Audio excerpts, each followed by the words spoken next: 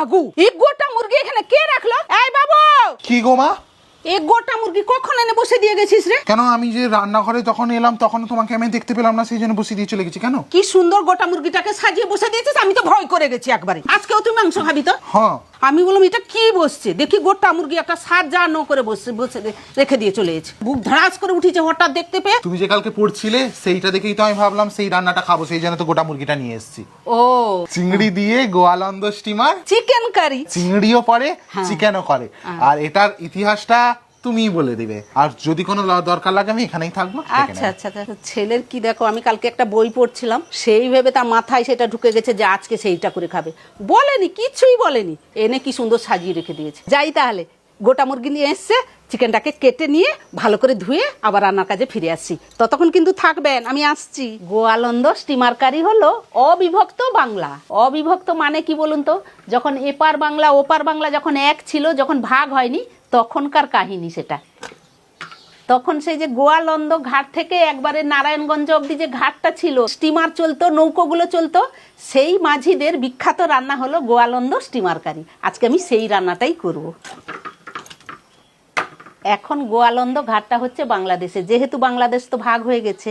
আর আগেকার মাঝিদের হাতে পয়সা থাকতো না, তারা তো গরিব ছিল, অভাবী ছিল। সেই স্টিমারে যতটুকু মশলা হাতের কাছে পেত, অল্প মশলা যতটুকু পেত, তারা সেই মশলা দিয়ে এত সুন্দর সুস্বাদু রান্না করতো, সেইটা এখন বিখ্যাত হয়ে গেছে স্টিমার কারি।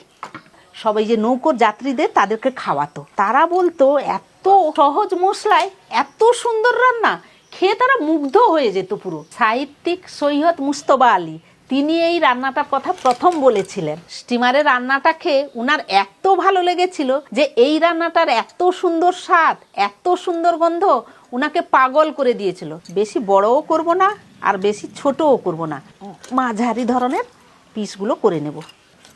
এই যে এই ধরনের পিসগুলো আমি কেটে নেব, বেশি বড়ও না আর বেশি ছোটও না, ঠিক এই মাঝারি ধরনের পিসগুলো করে নেব। আমি আমার বঁঠিতেই কেটে নিই, আমার বঁঠিতে যেন কাটতে সুবিধে হয়, ঠিক সাইজও হয় আর কাটাও সুবিধে হয়। ঠিক এই ধরনের, দেখুন এটা নরম মাংস, এটা এইরকম ধরনের কেটে নিচ্ছি। বাবু যে বলে গেল চিংড়ি মাছ দিয়ে এই রান্নার কথাটা, সেটা আগেকার দিনে চিংড়ি শুটকি দিয়ে হতো। আমি কিন্তু চিংড়ি শুটকি দিয়ে করব না, আমি চিংড়ি মাছ বাড়িতে একটু আছে, সেই চিংড়ি মাছ দিয়ে করব। কিন্তু রান্নাটা যা হবে না, কখনো শুনেছেন চিংড়ি মাছের শুটকি দিয়ে চিকেন কারি? খালি খেয়ে দেখবেন, আগেকার দিনে হতো, সেই স্টিমারেই হতো। রান্নাটা যা হতো, লেগ পিসটা আমি এইরকমই কেটে নিচ্ছি, এই যে এইরকমই কেটে নিলাম, থাক। আর এইটা আছে, বাস কাটা শেষ। এবারে ভালো করে ধুয়ে নিয়ে রান্নার কাজে যাব। মাংসটা ধুয়ে নিয়ে চলে এসেছি ভালো করে, এখন থাক, ঢাকাটা দিয়ে দিই, আবার আসছি, আপনারা থাকবেন। শিলটা নিয়ে চলে এসেছি, নোড়াটা রাখলাম। নৌকার মধ্যে হয়তো শিল নোড়া থাকতো না, তখন তারা কি করতো, হাতের কাছে যে কোনো ভারী জিনিস টিনিস পেলে মশলাগুলো থেঁতো করে তরকারির মধ্যে দিত। আমিও আজকে মশলাগুলো থেঁতো করে নেব। আমি যেহেতু শিলে থেঁতো করছি, আপনারা চাইলে হামানদিস্তাতেও থেঁতো করতে পারেন, আবার শিলেও থেঁতো করতে পারেন। প্রথমে আদা দিয়ে দিচ্ছি, তারপরে রসুন, তারপরে কয়েকটা কাঁচা লঙ্কা, সবগুলো মশলাকে একসঙ্গে থেঁতো করে নিচ্ছি।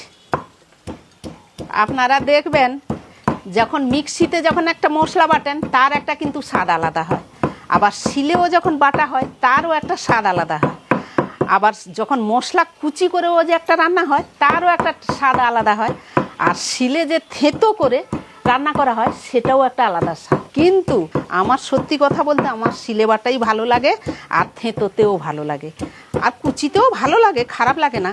কিন্তু মিক্সিতে আমাদের এতটা আমি টেস্ট বুঝতে পারি না, কারণ সময়ের অভাবে মশলাগুলো বেটে নিই ঠিকই, কিন্তু রান্নাটা যেন আমাদের ততটা তৃপ্তি মনে হয় না। সব মশলা থেঁতো হয়ে গেছে।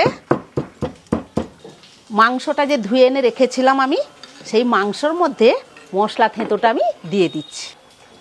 এরপরে যা যা বাদবাকি মশলাগুলো লাগবে আমি এক এক করে দিয়ে দিচ্ছি। পেঁয়াজ কুচি, আমি এখানে 5টা শুকনো লঙ্কা নিয়েছি, ওইগুলোকে আমি ছোট ছোট করে কুচি করে দিয়ে দিচ্ছি, এই রকম ছোট ছোট করে কুচি করে। এরপরে দিয়ে দেব নুন, এবারে দিয়ে দেব হলুদ গুঁড়ো, আর দেব কাঁচা সর্ষের তেল। এবারে সব মশলাকে মাংসর মধ্যে ভালো করে মাখিয়ে নেব। একটু ভালো করে মাখাতে হবে, কারণ মাংসতে যত মাংসটা ঠেসবেন তত তো টেস্ট হয়, তত ভালো করে মশলাগুলো মাংসের মধ্যে ঢুকে যাবে আর খেতেও খুব ভালো লাগবে। মাংসটা ঠেসতে ঠেসতে তার একটা যে গন্ধ বেরাচ্ছে, যেন মনে হচ্ছে এক্ষুনি সে মাংসর স্বাদটাই আলাদা হবে। আর এবারে মাংস ঠেসানোটাও ভালো হয়েছে। এবারে এটাকে রেখে দেবো পুরো আমি আধ ঘন্টার উপর, দিলে আরও টেস্টি হবে। আরও একটা চমক আছে, এলে বলবো। আর আপনাদের বলেছিলাম না একটা চমক আছে, চমকটা হচ্ছে কুচো চিংড়ি। কারণ এই রেসিপিতে একটু কুচো চিংড়ি লাগে বাটা, আর সেই জন্য আমি রেখে দিয়েছিলাম। আর চিংড়ি মাছের শুটকিও লাগে, কিন্তু আমি দেব এই কুচো চিংড়ির বাটা। আমি দেখুন চিংড়ি মাছের খোসাটা ছাড়াইনি, আপনারা চাইলে খোসাও ছাড়িয়ে দিতে পারেন। খোসা ছাড়ালেও ভালো, আবার না ছাড়ালেও ভালো, কারণ আমি এটা তো বেটে দেব, কোনো অসুবিধে নেই। আর চিংড়ি শুটকি তো এমনিতেও খোসা থাকে। এই চিংড়ি মাছের কুচো চিংড়ি মাছের বাটাটাই হলো আসল, আর এইটা পড়ে গেলে এইটা একটা স্বাদটাই সম্পূর্ণ আলাদা করে দেয়। সেই জন্য এই রেসিপিতে এইটাই দেওয়া হয়, খুব টেস্ট হয়। এই যে ম্যারিনেট করে রেখেছিলাম সেটা 1 ঘন্টাও হয়ে গেছে। এবারে আমি কি করব, রান্না বসার আগে আমি যে আবার চিংড়ি মাছটা যে বেটে রেখেছিলাম সেটা আবার ম্যারিনেটে দিয়ে আবারও আমি ম্যারিনেট করে তারপরে গিয়ে আমি রান্না বসাবো। এবারে চিংড়ি বাটাটা দিয়ে দিলাম, আবারও সব কিছু ভালোভাবে মাখিয়ে নেব। চিংড়ি মাছের বাটা, চিকেন, সমস্ত মশলা যে পড়েছিল সবগুলোকে ভালো করে ম্যারিনেট করে নেব। আপনারা ভাববেন যে এ তো বললো সব মশলাগুলো থেঁতো করে দেয়, আর চিংড়ি মাছটা কেন বেটে দিল? তারা যে দিত চিংড়ি মাছটা থেঁতো করেই দিত, থেঁতো দিলেও হবে আবার বেটে দিলেও হবে, আপনারা যেটা চাইবেন সেটা করবেন, কোনো অসুবিধা নেই। যাই হোক, ম্যারিনেট হয়ে গেছে। এবারে আমি আবারও ঢাকাটা দিয়ে হাতটা ধুয়ে আসছি, রান্না চাপাবো।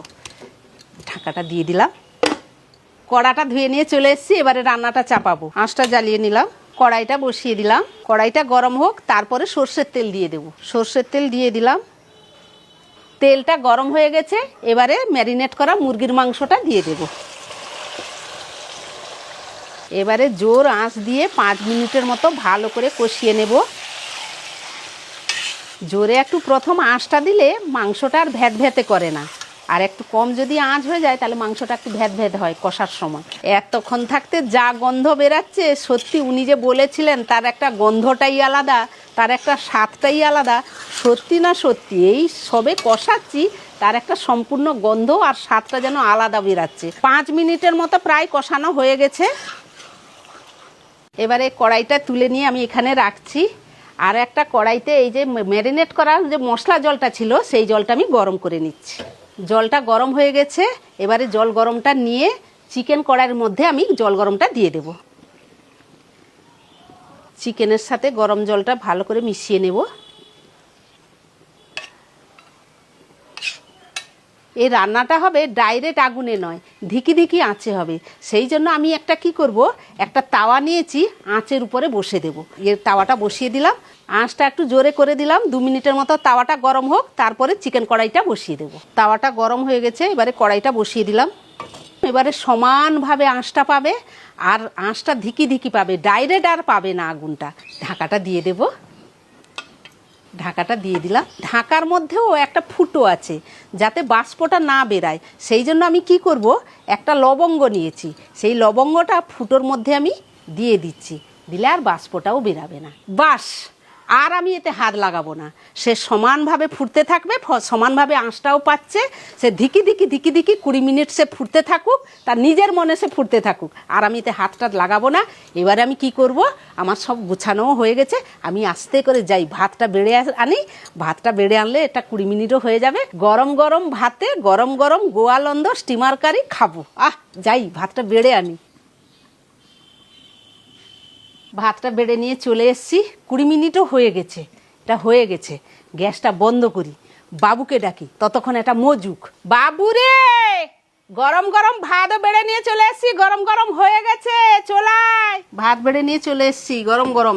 নে, কোথায়? সেটা কোথায়? এই তো এখনো তাওয়ার মধ্যে রেখেছো তো? হ্যাঁ, তারা থাক, এটা গরমটা না এখনো বুদবুদ করে ফুটছে। ফুটছে। ঢাকাটা খুলি। হ্যাঁ, দেখ, গন্ধটাই তো মো মো করছে। দারুণ গন্ধ, মানে সেই চিংড়িরও আমি একটা গন্ধ পাচ্ছি। চিংড়ি মাছের বাটাটা যে পড়ছে তারও একটা ফ্লেভার আছে। দারুণ, রংটাও অসাধারণ হয়েছে। দাও দাও, খেতে দাও। নে, এই নে।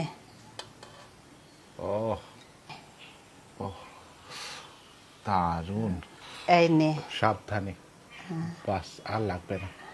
ঝোল নে, ও। কতটা খাবি? দারুণ গন্ধটা যা বেরাচ্ছে। হ্যাঁ, গন্ধর চোটে তো মোমো করছে, আরো খেলে তার স্বাদটা আরো আলাদা। সত্যি না সত্যি? চিকেনটা কোথায় ভাঙি। ও, মানে হাত দিতেই গলে গেল। দারুণ সেদ্ধ হয়েছে। তার মানে ভাতটা ভাঙলাম, গ্রেভির সাথে মেশালাম, চিকেনটা নিলাম, ভাতের সাথে মাখলাম।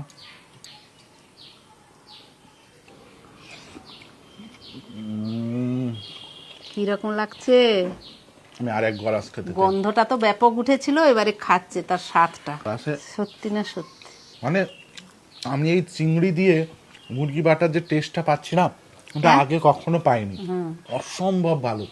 এটা একটা পাগল করে দেওয়ার মানে মতো আমি রেসিপি। বইটা পড়লাম, আমি বললাম বইটা পড়ে ভাবলাম সত্যি না সত্যি হয়তো রান্নাটা খুবই ভালো হবে। বেস্ট তোমার হাতে রান্না করা আজ পর্যন্ত যত মুরগি মাংস হয়েছে, মানে এটা হচ্ছে তার মধ্যে অন্যতম একটা সেরা রান্না।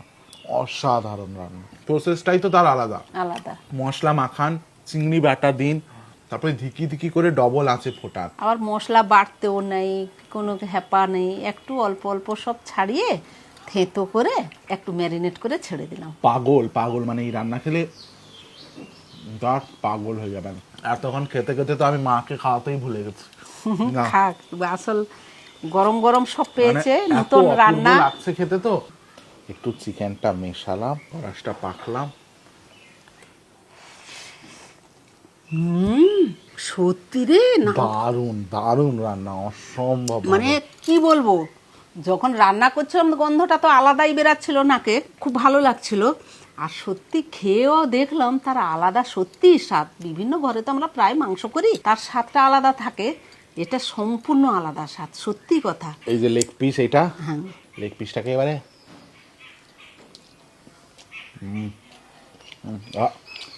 এটাও অপূর্ব। আর একটু ঝোল নে তাহলে, এই নে আর একটু ঝোল নে। ব্যাস, মানে অবশ্যই অবশ্যই বাড়িতে একবার হলেও এই রান্নাটা ট্রাই করবেন। যারা খেয়েছেন তারা তো জানেন এর রান্নার স্বাদ অসাধারণ, আর যারা খাননি তারা একবার হলেও ট্রাই করবেন। ভোলার মতো না। নৌকোর মধ্যে বা স্টিমারের মধ্যে যেসব মশলাগুলো সহজলভ্য, হাতের কাছে থাকবে, মানে একবারে পাতি রান্নায় যেটাই পড়ে, সেই সব মশলা দিয়েই তারা এই রান্নাটা করতেন। শুকলা লঙ্কাকে দেখলেন ছিঁড়ে ছিঁড়ে দিয়েই রান্না, সেটা অবশ্যই একবার ট্রাই করবেন, আপনারা রিগ্রেট কখনো করবেন না। এত সুন্দর স্বাদ, অপূর্ব স্বাদ, অপূর্ব। আমি 100% গ্যারান্টি দিয়ে বলছি। আর আজকের ভিডিওটা কেমন হয়েছে অবশ্যই জানাবেন। এখন সবাই মিলে খেতে বসবো, আর ভিডিওটা বড় করছি না, আজকের জন্য এইটুকু। আবার ফিরে আসছি অন্য রেসিপি নিয়ে। ততক্ষণ আপনারা ভালো থাকবেন, সুস্থ থাকবেন। ভালো মন্দ খাবার খাবেন। এই গোয়ালন্দ স্টিমার চিকেন কারি চিংড়ি দিয়ে অবশ্যই অবশ্যই বানিয়ে খাবেন। আর সবাই, আমি গ্যারেন্টি দিচ্ছি, মুগ্ধ হয়ে খেয়ে বলবেন দারুণ।